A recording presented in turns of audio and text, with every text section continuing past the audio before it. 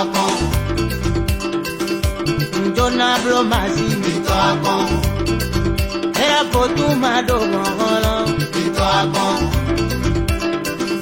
àwọn jọ yẹ pé mado ngolo Ìtọ̀ akon. njona bro masi Ìtọ̀ akon. njona jela potu Ìtọ̀ akon. njona bro masi Ìtọ̀ akon. njona jela potu Ìtọ̀ akon.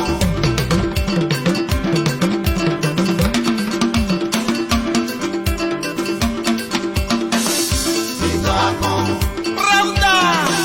Kepeso adansu, agbolenu jangidi, medamono peto, abraje to abibi, sunu lebelebe, ewanu lebelebe, daolo dan, aolo sutententen, ami cheche machizo, aolo sika, nkankwe biolo.